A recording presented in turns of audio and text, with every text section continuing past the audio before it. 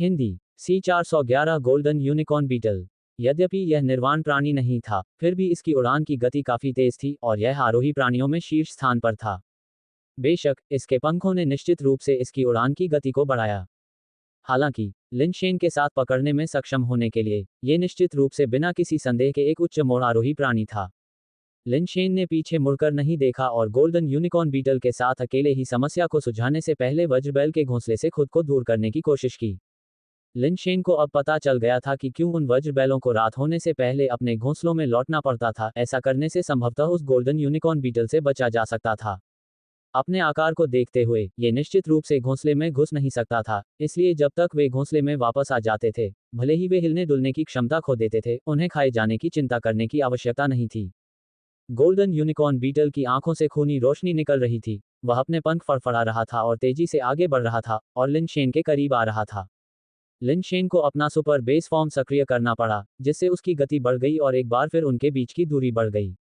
लिनशेन को यह देखकर आश्चर्य हुआ कि गोल्डन यूनिकॉर्न बीटल थोड़ी देर बाद फिर से उसके पास आ गया, उसकी गति भी बढ़ गई थी। पीछे मुड़कर उसने देखा कि गोल्डन यूनिकॉर्न बीटल सुनहरी रोशनी बिखेर रहा था। उसने कुछ कौशल का प्रयोग किया था और उसकी गति तेज होती जा रही थी।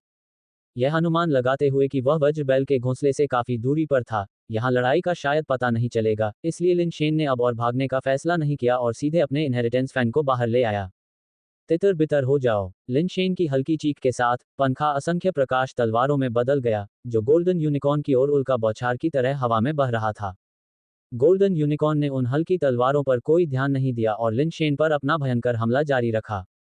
एक के बाद एक प्रकाश तलवारों ने उसके शरीर पर प्रहार किया, लेकिन प्रत्येक तलवार एक सुनहरे प्रभामंडल से टकराकर वापस लौट गई। क्या ये कौशल रक्षात्मक क्षमता भी प्रदान करता है? लिनशेन ने थोड़ा भौहें सिकोड़ी, अपनी मुठ्ठियां समेटी और आगे बढ़कर सफिंग ट्रिपल पंच का प्रयोग किया। शायद सफिंग ट्रिपल पंच के खतरे को भांपकर बीटल का द्विभाजित सींग सुनहरी चमक के साथ चमक उठा, जिसने वास्तव में सफिंग ट्रिपल पंच द्वारा निर्मित पंच तरंग को विभाजित कर दिया। गोल्डन यूनिकॉर्न बीटल को अपना आक्रमण जारी रखते देख लिनशेन को अचानक झटका लगा। इस प्राणी के कौशल काफी दुर्जेय हैं। जैसे ही गोल्डन यूनिकॉर्न बीटल उसकी ओर आया, लिनशेन को उसके आक्रमण से बचने के लिए एक केकड़े की तरह बगल में कदम रखना पड़ा और अपने सुपर बेस फॉर्म में प्रवेश किया और सफिंग ट्रिपल स्ट्राइक के साथ जवाबी हमला किया। उसने सोचा था कि इस बार वह कम से कम गोल्डन यूनिकॉर्न बीटल को पीछे हटाने में कामयाब हो जाएगा, या उसे गंभीर रूप से घायल भी कर देगा। लेकिन जब बीटल के दो भागों में विभाजित सींग टकराए, तो एक बार फिर लिनशेन की भयंकर मुक्का लहर दो भागों में बंट गई। ये किस तरह का कौशल है जो मेरी सफिंग मुट्ठी का मुकाबला कर सकता है? लिनशेन गुप्त रूप से चकित था। उसने अपनी चाल तकनीक के साथ गोल्डन यूनिकॉर्न बीटल के एक और हमले को चकमा दिया और मर्ज और स्पिन चालों को निष्पादित करने के लिए पंखे को नियंत्रित किया। असंख्य प्रकाश तलवारें तुरंत एक में परिवर्तित हो गईं, जिससे एक घूमती हुई प्रकाश तलवार बन गई, जो स्वर्ण गेंदा बीटल की ओर बढ़ी। इस बार गोल्डन यूनिकॉर्न बीटल ने लाइट स्वॉर्ड के हमले को नजरअंदाज नहीं किया, बल्कि पलटकर अपने सींग से लाइट स्वॉर्ड पर प्रहार किया।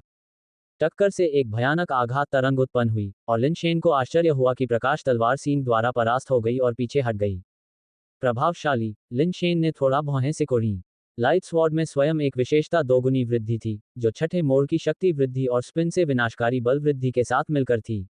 आमतौर पर 10 चरण के आरोही प्राणी भी लाइट स्वॉर्ड के प्रहार का सामना नहीं कर सकते थे। ये बात कि golden unicorn beetle light sword को पीछे हटा सकती थी, उसकी अविश्वसनीय रूप से दुर्जेय शक्ति का संकेत देती थी। इसके प्रभामंडल की रक्षात्मक क्षमता और सींग की आक्रामक शक्ति के साथ, ये लड़का आक्रमण और रक्षा दोनों में मजबूत है। लिनशेन गोल्डन यूनिकॉर्न बीटल को बलपूर्वक मारने के लिए मजबूत आधार शक्ति का उपयोग करने की तैयारी कर रहा था जब उसने अचानक अपने पूरे शरीर में एक शक्ति फैलती हुई महसूस की, जिससे उसे ऐसा महसूस हुआ जैसे उसने एक जिनसेंग फल खा लिया हो, अवर्णनीय रूप से आरामदायक। बैककोट बैककोट बैककोट। कॉन्ट्रेरियन ने अपना पुनर्जन्म पूरा कर लिया है। लिनशेन के एक विचार से कॉन्ट्रेरियन के बारे में विवरण स्पष्ट हो गया। पहले 5वें टन का विरोधी 7वें टन पर पहुंच गया था, जिससे लिनशेन की विशेषताओं में अतिरिक्त 20% की वृद्धि हुई। अपने मन की एक हरकत से लिनशेन ने कॉन्ट्रेरियन को आगे बुलाया। मध्य हवा में मंडराते हुए कॉन्ट्रेरियन चमकता हुआ खड़ा था। उसके बाल चांदी के थे और कवच चांदी का था। वह एक लाइट एल्फ की तरह पवित्र था। कॉन्ट्रेरियन ने तुरंत अपने सुपर बेस फॉर्म और विभिन्न कौशल को सक्रिय कर दिया और बिना किसी हिचकिचाहट के गोल्डन यूनिकॉर्न बीटल पर हमला कर दिया। लिनशेन ने अपने हाथ से इशारा किया और इनहेरिटेंस फैन उसकी मुट्ठी में वापस आ गया। इसकी चमक मंद हो गई जैसे कि वह एक साधारण तहपंखा था।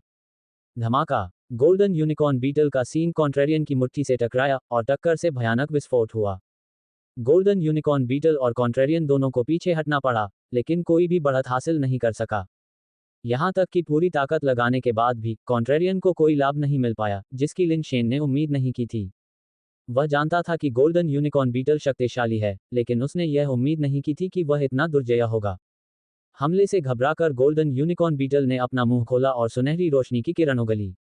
रोशनी हवा में फैल गई और पलक झपकते ही एक विशाल गोल्डन माउंटेन में तब्दील हो गई जो कॉन्ट्रेरियन पर टूट पड़ी।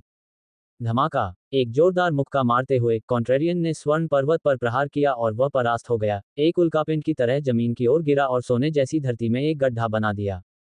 हालांकि कॉन्ट्रेरियन घायल नहीं हुआ और एक बार फिर गोल्डन माउंटेन को निशाना बनाते हुए तोप के गोले की तरह जमीन से ऊपर उछला। कॉन्ट्रेरियन बहुत लापरवाह हो रहा है। लिन शेन ने देखा कि कॉन्ट्रेरियन बार बार गोल्डन माउंटेन से टकरा रहा था, हर बार उसे पीछे हटना पड़ रहा था, और वह अपना सिर हिलाने से खुद को रोक नहीं सका। यद्यपि कॉन्ट्रेरियन शक्तिशाली था, लेकिन वह बिना किसी रणनीति या युक्ति के केवल शुद्ध आक्रामक हमले के साथ एक निडर की तरह लड़ा। सौभाग्य से लिन शेन केवल कॉन्ट्रेरियन की क्षमताओं का परीक्षण कर रहा था, जिससे यह आमने सामने की टक्कर कोई मुद्दा नहीं बनी। हालांकि भविष्य में प्रतिकूल परिस्थितियों या नुकसानों के समय ऐसा प्रत्यक्ष दृष्टिकोण कॉन्ट्रेरियन के लिए स्पष्ट रूप से अव्यावहारिक था। लिन शेन ने अपने हाथ में पंखे को हल्के से हिलाया और पंखे पर बनी चित्रलिपि अचानक चमक उठी। जैसे ही लिन शेन ने पंखा हिलाया, चमकती हुई चित्रलिपि हवा के साथ बहती हुई स्वर्ण पर्वत पर उतरती हुई प्रतीत हुई। जैसे ही रहस्यमयी शिलालेख स्वर्ण पर्वत पर गिरे, उसकी अपनी सुनहरी रोशनी अचानक मंद पड़ गई, जबकि रहस्यमयी शिलालेख चमकने लगे। गोल्डन माउंटेन के साथ एक और आमने सामने की टक्कर के साथ एक जोरदार विस्फोट सुनाई दिया और कॉन्ट्रेरियन की मुट्ठी ने पहाड़ के एक कोने को बुरी तरह से तोड़ दिया। फैन डांस का छठा मूव शेकिंग, काफी प्रभावी परिणाम। लिन शेन का पहले से असहज मूड तुरंत उज्ज्वल हो गया। हिलाना एक सहायक कौशल था जिसे वृद्धि प्रदान करने के लिए डिजाइन किया गया था। यद्यपि यह नकारात्मक प्रकार का था, नकारात्मक प्रभावों को देखते हुए वे वास्तव में दुर्जेय थे। अपने जीवन आधार को क्षतिग्रस्त देखकर गोल्डन यूनिकॉर्न बीटल भागने के लिए मुड़ा। लिन शेन उसे भागने नहीं दे रहा था, उसने फिर से फोल्डिंग पंखे को हिलाया, रहस्यमयी चिन्हों के निशान छोड़े जो गोल्डन यूनिकॉर्न बीटल पर उतरे। गोल्डन यूनिकॉर्न बीटल के चारों ओर की सुनहरी आभा बढ़ गई, जो रहस्यमयी चिन्हों को पीछे हटाने का प्रयास कर रही थी, लेकिन संपर्क में आने पर आभा काफी मंद हो गई, जबकि चिन्ह और भी अधिक चमकदार हो गए, जो आभा को भेदते हुए सीधे गोल्डन यूनिकॉर्न बीटल के शरीर पर अंकित हो गए।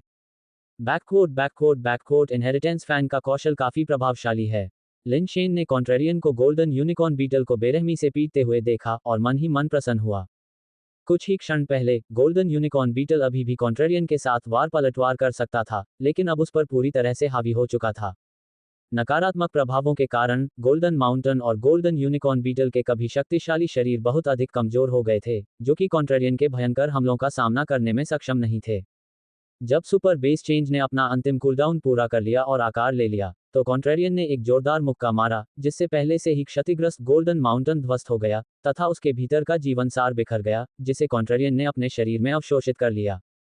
जीवन आधार के टूट जाने से गोल्डन यूनिकॉर्न बीटल पर मानो बिजली गिर गई हो। वह कॉन्ट्रेरियन के आक्रमण का सामना करने में पूरी तरह से असमर्थ हो गया, जिसने कुछ घूंसे मारकर उसका सिर कुचल दिया। 10वीं बारी में उत्परिवर्तित असेंशन गोल्ड को नष्ट करने वाले यूनिकॉर्न को मारना। लिन शेन ने संकेत देखा जैसे ही कॉन्ट्रेरियन कणों में बदल गया और अपने शरीर में वापस चला गया। 10वीं बारी के जीवन आधार की आध्यात्मिक शक्ति उसके अंदर प्रवेश कर गई थी, जिसके कारण वह पुनर्जन्म की अवस्था में पुनः प्रवेश कर गई थी। तो ये 10वीं बारी का उत्परिवर्तन था, कोई आश्चर्य नहीं कि इसे मारना इतना कठिन था। लिन शेन को पछतावा हुआ। वह देखना चाहता था कि गोल्डन माउंटेन में किस तरह की बेस टैलेंट है, लेकिन कॉन्ट्रेरियन ने बस उसे उड़ा दिया था। बिना कुछ सोचे समझे उसने अपना पानी का थैला निकाला और सोने को खाने वाले यूनिकॉर्न से असेंशन लिक्विड इकट्ठा किया। आखिरकार ये 10वीं बारी का उत्परिवर्तित असेंशन लिक्विड था, जो बेस म्यूटेशन दर को बढ़ाने में अतुलनीय था। लिन शेन के शरीर में विकास सिद्धांत बेतहाशा दौड़ता रहा, लेकिन उसके शरीर में कोई भी लक्षण दिखाई नहीं दिया, जिससे वह कुछ चिंतित हो गया। यदि उसे अपना शेष जीवन इसी तरह बिताना पड़े तो क्या यह अत्यंत निराशाजनक नहीं होगा? जैसे ही उसने आरोही द्रव्य एकत्र किया, लिन शेन ने अचानक देखा कि स्वर्ण भक्षण करने वाले गेंडा का पेट थोड़ा सूजा हुआ था, जैसे कि वहां कुछ था। क्या ये हो सकता है कि इसने बहुत सारे वज्र बैल खा लिए हों और इसका पेट फूल गया हो? लिन शेन ने सोचा। उसने उसे छूने के लिए हाथ बढ़ाया, लेकिन वह ये पता नहीं लगा सका कि यह क्या है। एक क्षण सोचने के बाद उसने पंखे को एक प्रकाश तलवार में बदल दिया, गोल्डन यूनिकॉर्न बीटल के पेट को चीर दिया और चीरे से एक पालतू अंडा बाहर निकाला। पालतू अंडे। लिन शेन बहुत खुश था। ये 10वीं बारी का उत्परिवर्तित आरोही पालतू अंडा था। इससे निकलने वाला प्राणी कम से कम उत्परिवर्तित आरोही होगा। सोना भक्षण करने वाले यूनिकॉर्न के जन्मजात कौशल के बारे में सोचते हुए, जो काफी दुर्जेय थे, उनके पास ऐसा पालतू जानवर होने से मुख्य युद्ध पालतू या सवारी के रूप में काम आ सकता था। संगतता काफी मजबूत थी। अपने उज्ज्वल भविष्य की कल्पनाओं में खोए हुए, स्वयं को स्वर्ण भक्षण करने वाले यूनिकॉर्न पर सवार होकर आश्चर्यजनक रूप से प्रवेश करते हुए तथा सबका ध्यान अपनी ओर आकर्षित करते हुए कल्पना करते हुए, अचानक उसने अपने हाथ में हल्कापन महसूस किया। ओह, चलो, तुम बेकार की चीज हो।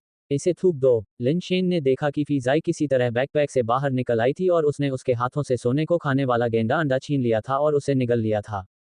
लिन शेन ने एक हाथ से फेइजाई की गर्दन पकड़ ली और दूसरे हाथ से अपनी उंगलियों से उसके मुंह से पालतू अंडे को बाहर निकालने की कोशिश की। लेकिन बहुत देर हो चुकी थी, ये पहले ही उसके पेट में समा चुका था। तुम बेकार की चीज हो। लिन शेन की हताशा चरम पर थी। फेइजाई का गला घोंटने की इच्छा महसूस हो रही थी। दुर्भाग्यवश, यदि उसने उसका गला घोंट भी दिया तो भी कुछ नहीं बदलेगा, इसलिए उसने उसे छोड़ दिया, जिससे फेइजाई जमीन पर गिर गई। जमीन पर गिरने से पहले फेइजाई के शरीर से अचानक एक तेज सफेद रोशनी फूट पड़ी, जिसके चारों ओर प्रकाश के पतले धागे फैल गए, जिससे एक व्यक्ति की ऊंचाई के बराबर एक प्रकाश कोकून बन गया, जिसने फेइजाई के शरीर को पूरी तरह से ढक लिया। अगले ही पल, लिन शेन ने देखा कि प्रकाश कोकून के चारों ओर का स्थान स्पष्ट रूप से विकृत हो रहा था, तथा प्रकाश की अजीब और असाधारण पट्टियां मुड़ी हुई जगह से फैल रही थीं। Cosmic rainbow light. Lin Shen हैरान और उत्साहित दोनों था। उसने कभी उम्मीद नहीं की थी कि फीजाई भी कॉस्मिक रेनबो लाइट को आकर्षित करेगी। इसकी स्थिति देखकर ऐसा लग रहा था कि यह स्वर्गारोहण की प्रक्रिया से गुजर रहा है। हालांकि लिन शेन को जो पता था उसके अनुसार, आरोहण जीवन आधार के संघनन के साथ शुरू होना चाहिए, तो उसने जीवन आधार को संघनित करने से पहले ब्रह्मांडीय इंद्रधनुषी प्रकाश को क्यों आकर्षित किया? नहीं, यह आरोहण नहीं है। ये निर्वाण है। लिन शेन ने देखा कि प्रकाश कोकून के ऊपर लपटें भयंकर रूप से जलने लगी थीं। चारों ओर से ब्रह्मांडीय इंद्रधनुषी प्रकाश अंदर की ओर खींचा जा रहा था, मानो वह ज्वाला के लिए ईंधन बन गया हो, तथा आग में समाहित हो रहा था, जो लगातार तीव्र होती जा रही थी। लिन शेन लपटों के पास खड़ा था, लेकिन उसने कोई असामान्य तापमान महसूस नहीं किया, न ही वह ये समझ सका कि ये लपटें किस प्रकार की थीं। यदि यह निर्वाण है, तो इसके लिए निर्वाण अंडे की आवश्यकता होगी। केवल 10वें मोड़ का उत्परिवर्तित आरोहण अंडा। निर्वाण को सक्रिय करना संभव नहीं होना चाहिए। लिन शेन ने जटिल अभिव्यक्ति के साथ उग्र सफेद लपटों में लिपटे प्रकाश कोकून को देखा। उसके दिमाग में कई विचार कौंध रहे थे, ये निर्धारित करने में असमर्थ कि क्या ये वास्तव में निर्वाण था। फेइजाई ने बिना किसी प्रतिक्रिया के, कभी भी विकास का संकेत नहीं दिखाते हुए, इतने सारे पालतू अंडे खाए थे, और फिर भी इसके पहले विकास ने ऐसा तमाशा पैदा कर दिया। सैद्धांतिक रूप से कहें तो, एक बार ब्रह्मांडीय इंद्रधनुषी प्रकाश प्रकट हो जाए तो उसे शून्य में फैल जाना चाहिए, जिससे संपूर्ण ब्रह्मांड को उसका अस्तित्व देखने को मिले। हालांकि फीजाई द्वारा आकर्षित ब्रह्मांडीय इंद्रधनुषी प्रकाश पूरी तरह से लपटों में समा गया और आग के लिए ईंधन बन गया, और स्वाभाविक रूप से ये शून्य में फैल नहीं सका। जैसे ही ब्रह्मांडीय इंद्रधनुषी प्रकाश प्रवाहित हुआ, सफेद लपटें धीरे धीरे चमकदार प्रकाश की लपटों में परिवर्तित हो गईं, जो अधिक से अधिक प्रचंड रूप से जलने लगी, लगभग एक फटते हुए ज्वालामुखी की तरह। लिन शेन को प्रकाश की लपटों को छूने से बचने के लिए पीछे हटना पड़ा, ताकि फेइजाई के विकास में कोई समस्या न आए। फेइजाई का विकास तमाशा अधिक से अधिक भव्य होता गया, लेकिन सिकुड़ी हुई अवस्था में यह भयावह लग रहा था, जबकि वास्तव में यह एक छोटा सा अग्निस्तंभ मात्र था। लेकिन ये छोटी सी आग की लपटें और अधिक तेज और ऊंची जलने लगी, और धीरे धीरे सचमुच ऐसा लगने लगा जैसे प्रकाश की लपटें आकाश को भेद रही हों, और रंगों के बहुरूपदर्शक से आधे ग्रह को प्रकाशित कर रही हों। यद्यपि सूर्य उदय हो चुका था, फिर भी उसकी चमक की तुलना हल्की लपटों से करना कठिन था। लिन शेन हताश होकर बार बार पीछे की ओर उड़ रहा था, ताकि वह खुद को हल्की लपटों में फंसने न दे। फेइजाई वास्तव में हलचल मचा रही है।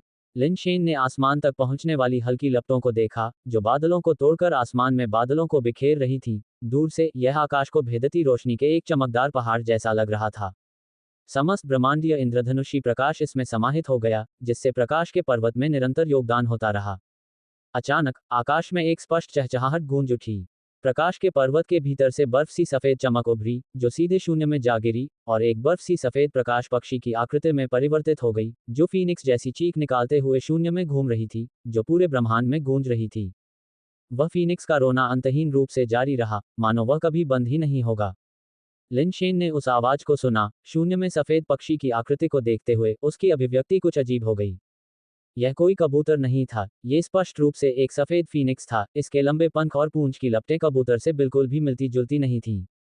उस क्षण सफेद पक्षी की आकृति शून्य में फैल गई, जिसे ब्रह्मांड के हर कोने में दर्शकों ने देखा। फीनिक्स की आवाज सुनी, सभी आश्चर्यचकित हुए, क्योंकि ब्रह्मांडीय इंद्रधनुषी प्रकाश अदृश्य था। कई लोगों ने सोचा कि यह तारों भरे आकाश से गुजरने वाला एक श्रेष्ठ जीवन रूप है।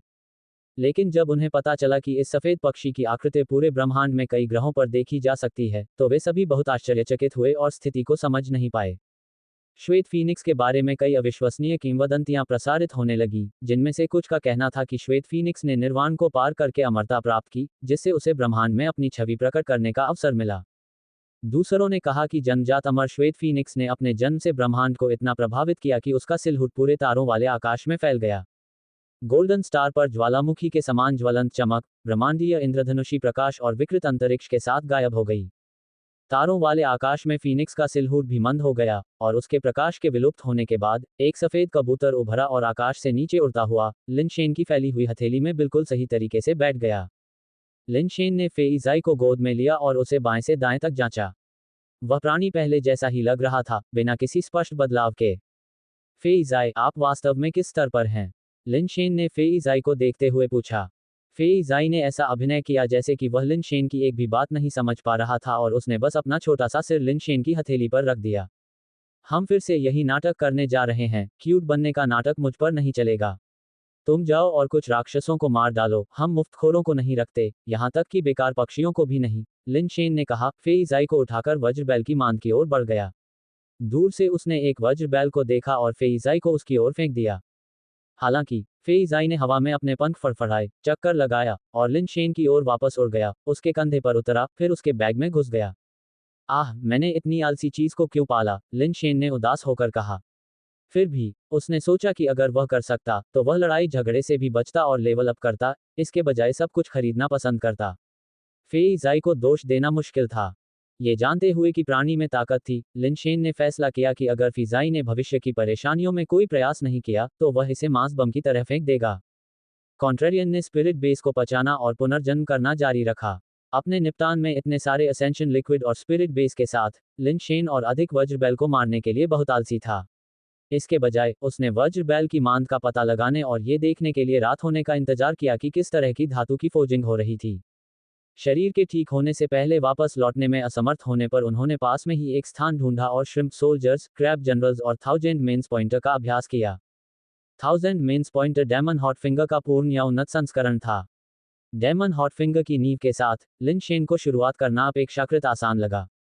डेमन हॉटफिंगर अप्रत्याशित छल और कपट से भरा था, जो दूसरों को मूर्ख बनाता था। दूसरी ओर 1000 मेंस पॉइंटर और भी ज्यादा चालाक था। भ्रम का मार्ग सिर्फ एक बुनियादी जरूरत थी, आगे अभ्यास करने से विशेषज्ञता का एक अमूर्त और अदृश्य स्तर प्राप्त हुआ। ये कौशल आपको यह नहीं देखने देता कि यह कब आ रहा है, और आपको पता भी नहीं चलता कि आपको कैसे चोट लगी। ये फिंगर स्किल वाकई लिनशेन के स्वाद के अनुकूल थी। उसने खुद से सोचा, अगर मैं 28 मुट्ठियों की लंबी दूरी की मुट्ठी शक्ति को 1000 आदमियों के पॉइंटर के साथ जोड़ सकता हूँ, अमूर्त और अदृश्य उंगली बल जारी कर सकता हूँ, दूर से अदृश्य दुश्मनों पर वार कर सकता हूँ, और किसी को पता चले बिना एक्यूपॉइंट सीलिंग का उपयोग कर सकता हूँ, तो ये बहुत अच्छा होगा।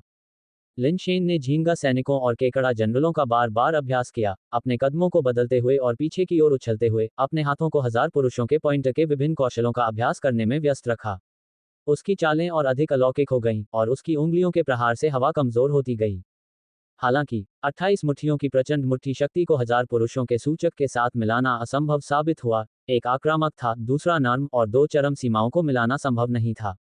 कुछ समय तक अभ्यास करने और आधे दिन आराम करने के बाद लिनशेन अंततः रात होने तक वहां पहुंच गया और चुपके से फिर से वज्रबैल की मांद के पास पहुंच गया। अब पहले से प्राप्त अनुभव के आधार पर लिनशेन ने अपनी गति बढ़ा दी और शीघ्रता से लाल वज्रबैल की लोहे की जाली वाली गुफा के पास पहुंच गया। लिनशेन ने लाल वज्रबैल की दृष्टि से बाहर एक कोण ढूंढ लिया और चुपचाप गुफा में उड़ गया। लाल वज्रबैल को कुछ महसूस हुआ, उसने अपना सिर घुमाया, लेकिन कुछ नहीं दिखा। फिर वह वापस मुड़ा और धातु की सामग्री गणना जारी रखा।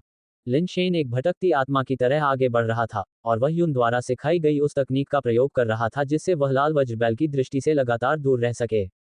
सौभाग्य से लाल वज्रबैल लोहे को गढ़ने में लगा हुआ था और किसी और चीज पर ध्यान नहीं दे रहा था। लिनशेन ने इस अवसर का लाभ उठाते हुए एक मार्ग में घुस गया और उसका पीछा करते हुए अंदर चला गया। गुफा के अंदर का तापमान अचानक काफी बढ़ गया और मार्ग के भीतर भी ये बहुत अधिक था। लिनशेन ने अनुमान लगाया कि शायद यही कारण है कि वज्रबैल ने यहाँ अपनी गतिशीलता नहीं खोई। Backward backward backward. अंदर के मार्ग सभी दिशाओं में एक दूसरे से जुड़े हुए थे, जबकि बाहर के मार्ग में केवल एक ही रास्ता था। सौभाग्य से जमीन पर गाड़ी के चलने के निशान थे, जो गाड़ी के पहियों और धातु की जमीन के बीच अनगिनत वर्षों के घर्षण के कारण बने होंगे।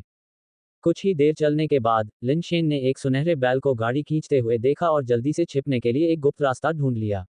सुनहरे बैल के गुजर जाने के बाद ही वह बाहर आया और पहिए के निशानों का अनुसरण करते हुए अंदर की ओर बढ़ता रहा। जल्द ही लिनशेन एक और गुफा में पहुंच गया, जहां पहले की तरह लोहे से बना एक लाल वज्रबैल और आग का एक नीला स्तंभ था। ये बताना मुश्किल था कि वज्र हीरों के घोंसले के अंदर ऐसी कितनी गुफाएं थीं। शुक्र है कि यहाँ बहुत ज्यादा वज्रबैल नहीं थे, ऐसा लग रहा था कि उनमें से ज्यादातर बाहर की गुफाओं में थे। अंदर सिर्फ लोहे से बने लाल वज्रबैल और गढ़ने की सामग्री इकट्ठा करने वाले धातु के बैल थे, और उनकी संख्या अपेक्षाकृत कम थी। चलते चलते लिनशेन ने गुफा की दीवारों पर निशान छोड़ दिए। उसे इतना जटिल रास्ता याद नहीं था, और अगर वह रास्ता भटक गया तो अच्छा नहीं होगा। कई लौह गढ़ी गुफाओं से गुजरने के बाद यात्रा अपेक्षाकृत सुरक्षित थी। आगे बढ़ते रहने के लिए उसे बस लाल धातु बैलों की दृष्टि से बाहर रहने की जरूरत थी। शुरुआत में जिस गाड़ी से वह मिला था, उसके अलावा उसके बाद उसे कोई और गाड़ी नहीं मिली। समय का ध्यान रखते हुए लिनशेन ने ध्यान से खोजबीन की। ये जगह वाकई एक विशाल भूल भुलैया जैसी थी। अगर वहां कोई गाड़ी के निशान न होते तो उसे पता नहीं चलता कि कहाँ जाना है। कबाड़, सब कबाड़। लिनशेन चल रहा था जब उसने अचानक आगे से एक मानव आवाज सुनी। यहाँ कोई है। लिनशेन चौंक गया। उसने कभी नहीं सोचा था कि यहाँ कोई और भी होगा। वज्रबैल स्पष्ट रूप से पालतू नहीं थे, बल्कि जंगली जीव थे। इतने सारे जंगली वज्रबैलों की मांद में कोई इंसान कैसे जीवित रह सकता था? इसके अलावा ऐसा लग रहा था कि वह व्यक्ति चुप रहने का कोई प्रयास नहीं कर रहा था। उनके श्राप गुफा में गूंज रहे थे, जिससे लिनशेन के कान के पर्दे लगभग फट गए। ध्यान से सुनने पर उसे एहसास हुआ कि आवाज गाड़ी के ट्रैक की दिशा से नहीं आ रही थी। कुछ देर सोचने के बाद लिनशेन ने उस रास्ते की जांच करने का फैसला किया जहां से आवाज आ रही थी। विरासत का पंखा हाथ में लेकर और गुफा की दीवार को पकड़कर वह सावधानी से आगे बढ़ा। 2 कोने मोड़ने के बाद उसने देखा कि रास्ता एक और गुफा में खत्म हो रहा था। दूर से लिनशेन को गुफा की चट्टानी दीवारें ही दिखाई दे रही थीं। उसने अनुमान लगाया कि यह मार्ग गुफा के नीचे नहीं बल्कि संभवतः बीच या ऊपरी हिस्से में स्थित है। लिनशेन जमीन पर लेट गया और गलियारे के प्रवेश द्वार की ओर रेंगने लगा। वह अभी भी उस व्यक्ति की गालियां सुन रहा था। कभी कभी वह धातु के टकराने की आवाज भी सुन सकता था, हालांकि यह ध्वनि धातु के टूटने की आवाज की बजाय फोजिंग की आवाज जैसी अधिक लगती थी। अंततः वह मार्ग के अंत तक पहुंच गया और पाया कि यह गुफा के शीर्ष के पास स्थित था, लगभग छत तक पहुंच रहा था। गुफा में चुपके से झांकते हुए जब लिनशेन को अंदर का स्पष्ट दृश्य दिखाई दिया, तो उसके चेहरे पर आश्चर्य की तस्वीर उभर आई। गुफा के अंदर एक विशाल भट्टी थी, जिसके अंदर से नीली लपटें उठ रही थीं, जो विभिन्न धातु के टुकड़ों को पिघला रही थीं। उस भट्टी के बगल में एक काली कार्य बेंच थी, जिस पर विभिन्न ढलाई के औजार रखे हुए थे। ये औजार स्पष्ट रूप से बुद्धिमान प्राणियों द्वारा उपयोग किए जाते थे। उस कार्य क्षेत्र के पास एक मजबूत सेलेस्टियल अपने नंगे शरीर के ऊपरी भाग, उभरी हुई मांसपेशियों, 2 मीटर से अधिक लंबे तथा अपनी पीठ पर एंजल्स विंग्स के साथ एक लाल ब्लेड पकड़े हुए खड़ा था और गालियां दे रहा था। एक दिव्य, यहाँ एक दिव्य है। लिनशेन का आश्चर्य और भी बढ़ गया। दिव्य, लिनशेन की धारणा के दिव्य से भिन्न था, जो दिव्य को तियानशुन जैसे किसी व्यक्ति की कृपा और लालित्य के समानार्थी के रूप में सोचते थे। सबसे बुरी बात यह थी कि वे तियानशिन की तरह परिष्कृत लेकिन पतित किस्म के थे, अपने चरित्र के बावजूद अच्छे दिखने वाले, और उनमें शायद ही कोई मजबूत और भारी भरकम नमूना था। फिर भी ऐसा प्रतीत होता है कि इस दिव्य पुरुष ने जानबूझकर विपरीत रास्ता अपनाया था। उसकी मांसपेशियां उभरी हुई थीं और त्वचा लाल थी। उसके चेहरे की विशेषताएं कठोर थी। उसका चौकोर चेहरा प्रभुत्व प्रकट करता था, लेकिन शास्त्रीय सुंदरता या लालित्य से पूरी तरह रहित था। उसके सफेद बाल लापरवाही से उसके सिर के ऊपर बंधे हुए थे, जिससे वह अत्यधिक जंगली लग रहा था। इस समय वह एक हाथ से हैंडल और दूसरे हाथ से ब्लेड को पकड़ रहा था, बलपूर्वक लाल तलवार को 2 टुकड़ों में तोड़ रहा था और उसे पिघलने वाली भट्टी में फेंक रहा था, जैसे कि आग में जलाने वाली सामग्री फेंक रहा हो। उसके चारों ओर फर्श और दीवारों पर विभिन्न तलवारें बिखरी हुई थीं, जिनमें से प्रत्येक की शैली अलग अलग थी, लेकिन सभी पर लाल धारें थीं। करीब से निरीक्षण करने पर यह स्पष्ट हो गया कि तलवारों का रंग पूरी तरह लाल नहीं था, बल्कि उन पर लाल पैटर्न थे। कुछ तलवारों पर लाल पैटर्न कम थे, जिससे ब्लेड कम लाल दिखाई देते थे। अन्य पर लाल रंग के घने पैटर्न थे, जो इतने लाल दिख रहे थे मानो पूरा ब्लेड लाल रंग में भीग गया हो। सफेद बालों वाले बलिष्ठ देवदूत ने अचानक एक और तलवार उठाई, उसे तोड़ दिया और भट्टी में फेंक दिया। कुछ ही देर में उसने कई तलवारें तोड़कर भट्टी में फेंक दी, मानो वे महज जलावन की लकड़ी हों। लिन शेन असमंजस में था कि कैसे एक दिव्य प्राणी वज्र बैलों की मांद में तलवारें गढ़ सकता है। वह यहाँ कैसे जीवित रह रहा था। विचार करते समय उसने अचानक नीचे खींची जा रही एक गाड़ी की आवाज सुनी। इसके तुरंत बाद लाल वज्र बैल द्वारा संसाधित सामग्रियों से भरी एक गाड़ी नीचे के मार्ग से गुफा में प्रवेश कर गई और सेलेस्टियल के सामने रुक गई। सफेद बालों वाले सेलेस्टियल ने लापरवाही से गाड़ी से सामग्री ली और उन्हें एक कोने में फेंक दिया, जहां पहले से ही धातु की आपूर्ति का ढेर जमा था, जो कि लाल वज्र बैल द्वारा बनाया गया प्रतीत होता था। हे भगवान, ये वज्र बैल वास्तव में उसके लिए काम कर रहे हैं। यह आदमी वास्तव में कौन है? लिन शेन के माथे पर प्रश्न चिन्ह उभर आए। सामग्री ले जाने के बाद गाड़ी को खींचने वाला सुनहरा बैल गुफा से चला गया। सफेद बालों वाले सेलेस्टियल ने एक बड़ी चिमटी पकड़ी और भट्टी से एक चमकता हुआ सुनहरा लाल धातु का ब्लॉक निकाला, उसे निहाई पर रखा और फिर एक हथौड़ा लिया और धातु को जोर से पीटना शुरू कर दिया। कुछ ही देर में उसकी हथौड़े की मार से धातु का टुकड़ा एक खाली तलवार का आकार ले लिया। सफेद बालों वाले सेलेस्टियल ने तलवार को पास के एक तालाब में फेंक दिया, जिससे सफेद भाप का विस्फोट हुआ, जिसने तुरंत गुफा को भर दिया। कचरा, सब कचरा। जैसे ही भाप साफ हुई, लिन शेन ने देखा कि सफेद बालों वाला सेलेस्टियल तलवार के खाली हिस्से की जांच कर रहा है।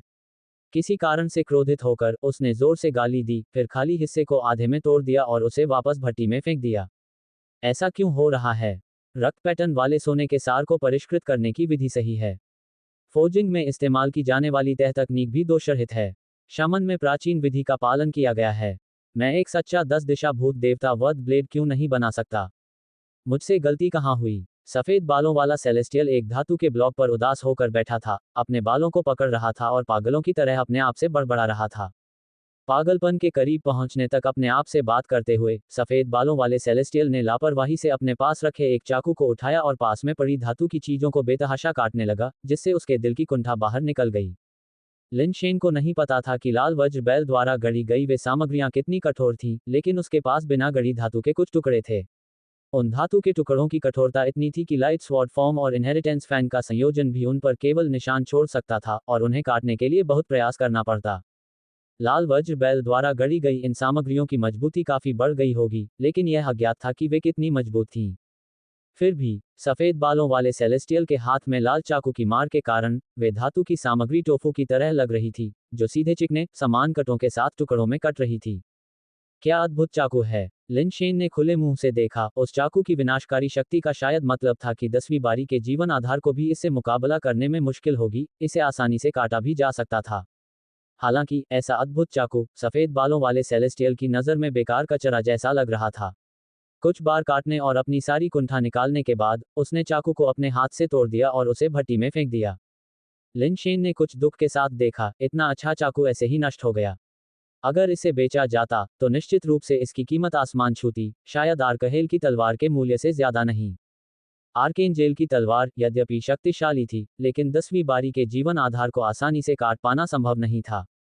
पत्थर की गुफा में जितने भी चाकू हैं, वे सब ऐसे नहीं हो सकते, है ना? अगर वे सब ऐसे हैं, तो इन चाकुओं की कीमत कितनी होगी? अगर मैं इन चाकुओं को बेच सकता हूं, तो सेलेस्टियल मास्टर इंस्टीट्यूट का बकाया पैसा चुकाया जा सकता है ना? लिन शेन ने अपने मन में उन चाकुओं के मूल्य का अनुमान लगाया। बेशक ये सिर्फ एक विचार था। ऐसा नहीं है कि चाकू उसके नहीं थे, बल्कि उसके लिए उन्हें छीनने के बारे में सोचना भी असंभव था। भले ही ये चाकू उसके होते, तब भी वह अपनी निजी संपत्ति का उपयोग सेलेस्टियल मास्टर इंस्टीट्यूट के घाटे को पूरा करने के लिए नहीं करता, जब तक कि वह पागल न हो जाए। इतनी बड़ी दौलत के साथ सेलेस्टियल मास्टर इंस्टीट्यूट का डीन बनने की क्या जरूरत थी? संसाधनों के लिए सिर्फ चाकू बेचना ही शायद निर्वाण के शिखर तक पहुंचने के लिए काफी होगा, शायद इससे भी ज्यादा ऊंचे स्तरों को चुनौती दी जा सकती है। सफेद बालों वाले सेलेस्टियल की बात सुनकर ये सभी चाकू बेकार होने चाहिए। अगर बेकार चाकू पहले से ही इतने शक्तिशाली हैं, तो असली चाकू कितना अद्भुत होगा अगर वह वास्तव में एक बनाने में सफल हो जाए। ठीक है, उसने जो चाकू बनाने की कोशिश की थी उसका नाम क्या बताया था? मुझे अब याद आया, ऐसा लग रहा था कि इसका नाम कुछ इस तरह था, 10 directions ghost God slaying blade. इतने अजीब नाम के साथ ये किस तरह का चाकू हो सकता है? और मुझे ये भी नहीं पता कि आप कैसे बताएंगे कि यह सफलतापूर्वक जाली है या नहीं। लिन शेन ने मन ही मन सोचा। सफेद बालों वाले सेलेस्टियल ने भट्टी के तल पर एक ढक्कन खोला, और जो धातु पिघलकर तरल बन गई थी, वह एक चौकोर छेद से निकलकर उसके नीचे एक पत्थर के गड्ढे में चली गई, तथा धीरे धीरे ठंडी होकर एक सपाट, आयताकार धातु के ब्लॉक में बदल गई। इसी प्रक्रिया को दोहराते हुए सेलेस्टियल ने जल्द ही 1 दर्जन से अधिक पत्थर के गड्ढों को धातु के तरल से भर दिया, और धातु के ब्लॉकों ने ठंडा होने पर आकार ले लिया। धातु के ब्लॉकों को हटाने के बाद उन्होंने आश्चर्यजनक रूप से उनमें से 10 को चुना, उन्हें एक साथ रखा और दबाया, तथा उन्हें फोजिंग के लिए भट्टी के हीटिंग पोर्ट में डाल दिया। धातु को सुनहरे लाल रंग में ढाला गया, फिर उसे हथौड़े से पीटने के लिए बाहर निकाला गया। उसने 10 ब्लॉकों को हथौड़े से पीटकर एक लंबा आयताकार आकार दिया, उन्हें फिर से 10 टुकड़ों में काटा, उन्हें एक बार फिर से एक साथ रखा और दबाया, उन्हें हीटिंग पोर्ट में गर्म किया, और फिर उन्हें और अधिक पीटने के लिए बाहर निकाला। लिन शेन ने देखा कि धातु पर रक्त के निशान भारी और घने होते गए, जब तक कि धातु का लगभग पूरा ब्लॉक रक्त लाल रंग में नहीं बदल गया। तभी सफेद बालों वाले सेलेस्टियल ने इसे गर्म किया और इसे चाकू के आकार में ढालना शुरू कर दिया। ब्लेड भ्रूण ने धीरे धीरे आकार लिया, पतला लेकिन तेज, संकीर्ण और थोड़ा घुमावदार, बेहद प्रभावशाली लग रहा था। हालांकि अभी तक तेज या पॉलिश नहीं किया गया था, लेकिन कोई भी इसकी क्रूरता को पहले से ही महसूस कर सकता था। सफेद बालों वाले सेलेस्टियल ने गर्म ब्लेड भ्रूण को पास के कुंड में डुबो दिया, जिससे तुरंत भाप उत्पन्न हो गई और गुफा एक बार फिर भरने लगी। जब ब्लेड भ्रूण को पूल से बाहर निकाला गया तो एक अजीब दृश्य सामने आया। ब्लेड का भ्रूण जीवंत हो गया, उस पर हथौड़े के निशान अपने आप ही चिकने हो गए। एक बार खुरदरा ब्लेड जल्दी ही शीशे की तरह चमकदार हो गया, सिवाय इसके कि उस पर अंकित रक्त लाल पैटर्न और भी अधिक स्पष्ट हो गए। ब्लेड की धार के ऊपर खून की एक मोती की तरह खूनी रोशनी की एक लकीर ब्लेड की धार के साथ बह रही थी। जहां भी खूनी रोशनी गुजरती थी, वहां पहले से धारहीन ब्लेड भ्रूण में स्वाभाविक रूप से एक धार विकसित हो जाती थी। इसकी ठंडी चमक रीढ़ को झकझोर कर रख देती थी। क्या ये तलवार जीवित हो गई है? लिन शेन ने अचंभित होकर देखा, उसने पहले कभी इस तरह तलवार बनाते हुए नहीं देखा था। खूनी चाकू की धार खत्म होने के बाद सफेद बालों वाले सेलेस्टियल ने उसे कुछ बार आराम से घुमाया। ब्लेड ने सामग्री को छुआ तक नहीं, लेकिन ब्लेड की नोक से निकली रोशनी की एक झिलमिलाहट ने अविश्वसनीय रूप से कठोर सामग्री को टोफू को काटने की तरह आसानी से अलग कर दिया, जिससे कटी हुई सतह दर्पण की तरह चिकनी हो गई। अगर मेरे पास बेस म्यूटेशन लेवल पर ऐसा ब्लेड होता, तो मेरे साथियों के बीच कौन मेरा मुकाबला कर सकता था? असेंडल्स को नीचे गिराना कोई मुश्किल काम नहीं होता। इस ब्लेड को जाली माना जाना चाहिए, है न? लिन शेन ने मन ही मन सोचा। लेकिन सफेद बालों वाले सेलेस्टियल ने लापरवाही से ब्लेड को जमीन पर फेंक दिया और गाली देते हुए कहा, कचरा, कचरे का एक और टुकड़ा, कचरा, सब कचरा। हे भगवान, ऐसी तलवार तो कचरा ही है। वह किस तरह की तलवार बनाने की कोशिश कर रहा है? लिन शेन हैरान था। दूसरे की नज़र में कचरा, उसकी नज़र में एक अद्वितीय दिव्य ब्लेड था। फिर उसने सोचा कि इसमें कुछ तो बात है। ये सफेद बालों वाला दिव्य प्राणी इतने सारे संशोधित वज्र बैलों को नियंत्रित कर सकता है, यह एक साधारण व्यक्ति का काम कैसे हो सकता है? वह एक देवता जैसा था, और स्वाभाविक रूप से कोई देवता जिस तलवार का निर्माण करना चाहेगा वह मनुष्य की कल्पना से परे होगी। 10 दिशाओं के भूत देवता का वध करने वाला ब्लेड, ये किस तरह की तलवार होगी? हालांकि लिन शेन देखना जारी रखने के लिए उत्सुक था, उसने भोर होने तक का समय गिना, यह महसूस करते हुए कि अब बहुत कुछ नहीं बचा है, और उसे इस जगह से निकलने में समय लगेगा। लिन शेन चुपचाप मुड़ा और जाने की तैयारी करने लगा। Ads by pub future. उसने सावधानी से एक छोटा कदम उठाया ही था कि अचानक उसकी आंखों के सामने सब कुछ धुंधला हो गया, और न जाने कैसे सफेद बालों वाला सेलेस्टियल उसके सामने प्रकट हुआ, उसे ठंडी निगाहों से देख रहा था। मेरा कोई इरादा नहीं है, और मैं अनजाने में दखल देने के लिए क्षमा मांगता हूँ। लिन शेन ने जल्दबाजी में अपनी स्थिति स्पष्ट की, एक शांतिपूर्ण समाधान की उम्मीद करते हुए, क्योंकि दिव्य की शक्ति अथाह थी। तुम किस जाति के हो? सफेद बालों वाले सेलेस्टियल ने लिन शेन की ओर देखते हुए ठंडे स्वर में पूछा। सेलेस्टियल रेस में कुछ मनुष्य हैं। इस सेलेस्टियल को यह नहीं पता। मुझे आश्चर्य है कि क्या वह यहाँ बहुत लंबे समय तक रहा है या उसने कभी मनुष्यों जैसी छोटी जातियों पर ध्यान ही नहीं दिया। लिन शेन ने तुरंत कहा, मानव जाति स्काई पिनिकल स्टार पर काम कर रही है। वर्तमान में गोल्डन स्टार को विकसित करने का काम उसके पास है। नोव एल बी JNN। इस सेलेस्टियल के बारे में विवरण न जानने के कारण लिन शेन ने यह बताने की हिम्मत नहीं की कि वह सेलेस्टियल मास्टर इंस्टीट्यूट में काम करता था।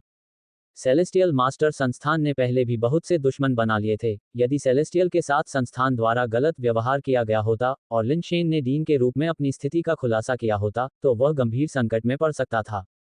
सेलेस्टियल मास्टर इंस्टीट्यूट से कोई व्यक्ति? सफेद बालों वाले सेलेस्टियल ने अपनी भौहें थोड़ी सी सिकुड़ी। हाँ, चूंकि दूसरे पक्ष ने सेलेस्टियल मास्टर इंस्टीट्यूट का उल्लेख किया था, इसलिए लिन शेन खुद को उजागर किए बिना इसे अस्वीकार नहीं कर सकता था, जिससे चीजें और भी मुश्किल हो जाती। सेलेस्टियल मास्टर इंस्टीट्यूट से अपने जुड़ाव को स्वीकार करने के बाद सफेद बालों वाले सेलेस्टियल के चेहरे पर थोड़ी नरमी आई। आप संस्थान में किस पद पर हैं? क्या आप उस मंत्री के अधीन काम करते हैं?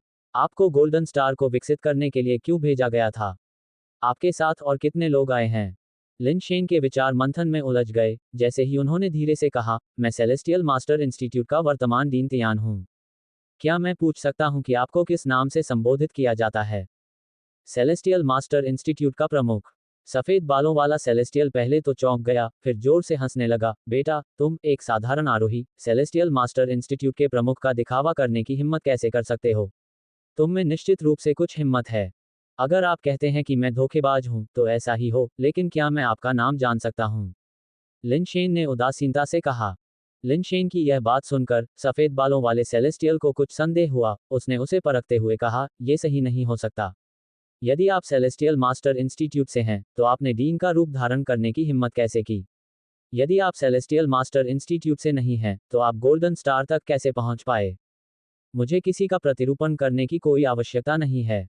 ये देखकर कि सफेद बालों वाले सेलेस्टियल ने अपनी पहचान गुप्त रखी थी, लिन शेन ने भी आगे पूछने से परहेज किया। हालांकि सफेद बालों वाले सेलेस्टियल के स्वर से ऐसा प्रतीत होता था कि सेलेस्टियल मास्टर इंस्टीट्यूट के प्रति उसकी कोई शत्रुता नहीं थी। क्या आप सचमुच सेलेस्टियल मास्टर इंस्टीट्यूट के प्रमुख हैं? सफेद बालों वाले सेलेस्टियल ने भौहें सिकोड़ते हुए पूछा। यह मेरा पहचान पत्र है। यह नकली नहीं होना चाहिए। लिन शेन ने अपना पहचान पत्र निकाला और सफेद बालों वाले सेलेस्टियल को जांचने के लिए आगे बढ़ाया। ये सच है। आप एक अन्य जाति और मात्र आरोही स्तर पर सेलेस्टियल मास्टर संस्थान के प्रमुख कैसे बन सकते हैं? सफेद बालों वाले सेलेस्टियल ने पहचान पत्र पर एक नजर डाली जो अचानक सूक्ष्म हो गई। आप यहाँ काफी समय से हैं, है न? सेलेस्टियल मास्टर इंस्टीट्यूट अब वह शानदार जगह नहीं रही जो पहले हुआ करती थी। लिन शेन ने अपना पहचान पत्र एक तरफ रख दिया और बिना बढ़ा चढ़ाकर बताए सेलेस्टियल मास्टर इंस्टीट्यूट की वर्तमान स्थिति के बारे में बताया। स्थिति काफी खराब थी। हाँ, सेलेस्टियल मास्टर इंस्टीट्यूट वास्तव में इतनी गहराई तक गिर गया है।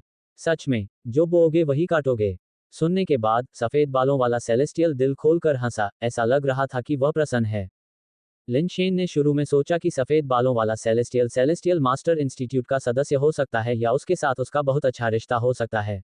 लेकिन उसकी प्रतिक्रिया देखकर ऐसा लगा कि वह कुछ और ही सोच रहा था, और लिन शेन खुद को और ज्यादा सतर्क हो गया। सौभाग्य से, उसके बैग में फेइजाइट फैटी था। मुसीबत से बचने के लिए उसे बाहर फेंकना और खुद बच निकलना उसके लिए मुश्किल नहीं होना चाहिए। अगर वाकई कोई मुश्किल स्थिति आ जाए तो वह हमेशा घड़ी का इस्तेमाल करके टेलीपोर्ट हो सकता था। आखिरकार, उल्टी गिनती पहले ही खत्म हो चुकी थी और वह किसी भी समय निकल सकता था। लिन शेन को अभी भी टेलीपोर्ट करना बाकी था क्योंकि वह खुद को बड़ा करने का तरीका खोज रहा था। अब, हालांकि उसे बढ़ने का कोई तरीका नहीं मिला था, अगर उसकी जान वाकई खतरे में थी, तो उसके पास टेलीपोर्ट करने के अलावा कोई विकल्प नहीं था। तुम यहां से टेलीपोर्ट नहीं कर सकते, अपने आप को मेहनत से बचाओ। इसके अलावा, अगर तुम अपनी वर्तमान स्थिति में टेलीपोर्ट करोगे, तो तुम कभी भी सामान्य स्थिति में नहीं लौट पाओगे। सफेद बालों वाले सेलेस्टियल ने लिन शेन के विचारों को समझ लिया। हालांकि, उसने हमला करने का कोई इरादा नहीं दिखाया और गुफा में जाने के लिए मुड़ गया, और जाते हुए कहा, अंदर आओ और बैठो। बहुत समय हो गया है जब से मैंने किसी को देखा है, मुझे बाहरी दुनिया के बारे में बताओ। एक पल के लिए हिचकिचाहट के बाद, लिन शेन उसके पीछे अंदर चला गया। गुफा के अंदर का तापमान बहुत अधिक था, और यहां तक कि लिन शेन जैसी काया वाले व्यक्ति को भी कुछ हद तक परेशानी महसूस हुई।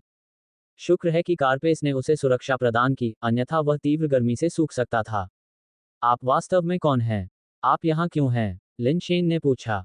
मैं केवल एक लोहार हूँ, मेरा नाम और अन्य नाम बहुत पहले ही भुला दिए गए हैं। आप मुझे जो भी नाम दें, बेझिझक कहें, सफेद बालों वाले सेलेस्टियल ने जवाब दिया और फिर लिन शेन से बाहरी दुनिया के बारे में पूछताछ करने लगा।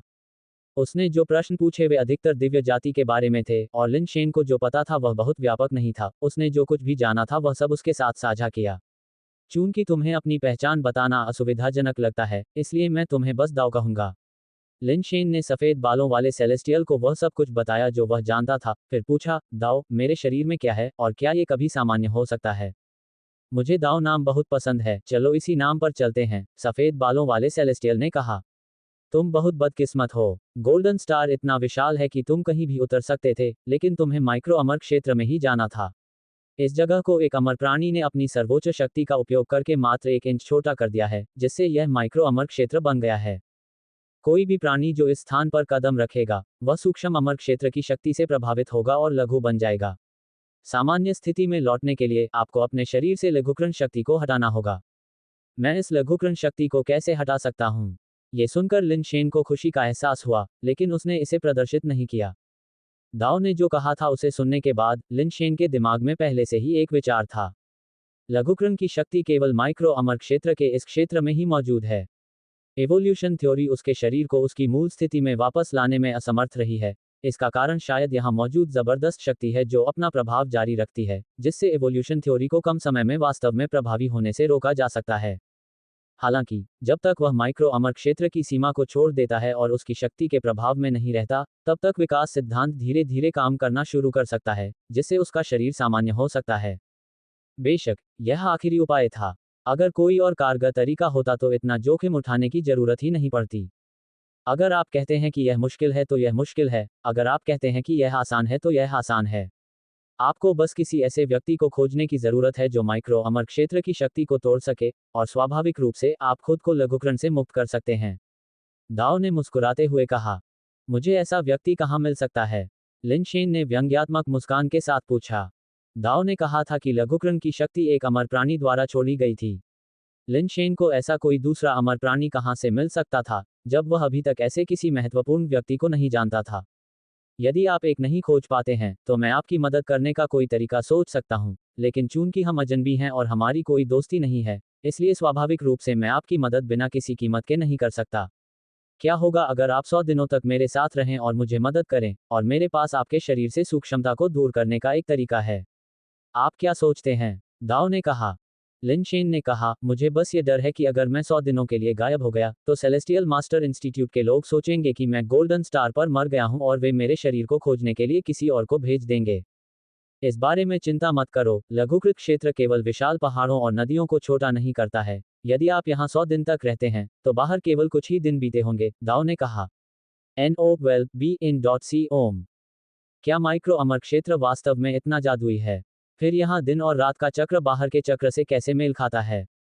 लिन शेन को लगा कि दाओ उसे धोखा दे रहा है। मैं भी इसकी व्याख्या नहीं कर सकता। अगर आपको इस पर विश्वास नहीं है, तो आप जाने के लिए स्वतंत्र हैं और जब आप दायरे से बाहर होंगे तो देखेंगे कि कितना समय बीत चुका है। आपको पता चल जाएगा कि यह सच है या झूठ। दाओ का स्पष्ट रूप से स्पष्टीकरण देने का कोई इरादा नहीं था। लिन शेन हिचकिचाया, क्योंकि दाओ के पास उससे झूठ बोलने का कोई कारण नहीं था, जिसे इतनी आसानी से गलत साबित किया जा सकता था। ठीक है, तो ये तय हो गया। मैं तुम्हें बनाने में मदद करूंगा, और बदले में तुम मेरे शरीर पर मौजूद छोटे छोटे आकार को हटाने में मेरी मदद करो।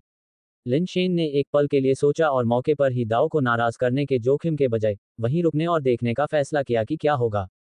ये तय हो गया है। दाओ को परवाह नहीं थी कि लिन शेन वास्तव में तैयार था या नहीं, वह काफी प्रसन्न था। चलो उस सामग्री को भट्ठी में ले जाकर शुरू करें।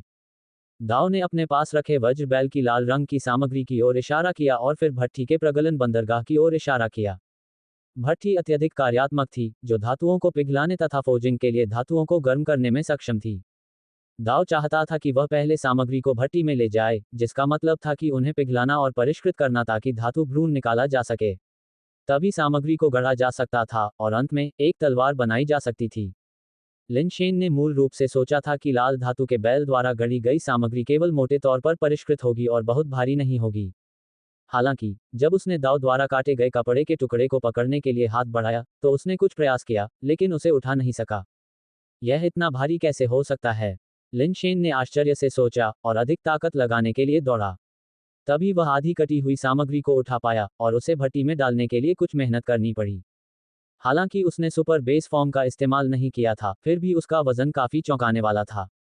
लिन शेन की अपनी ताकत काफी थी, औसत एस्केंडर की तुलना में बहुत ज्यादा मजबूत, और अगर उसे यह मुश्किल लगता था, तो इससे पता चलता था कि सामग्री कितनी भारी थी। कौशल का उपयोग न करते हुए भी उसे चलाने में सक्षम होना, एक आरोही के लिए इतनी ताकत होना वास्तव में थोड़ा प्रभावशाली है।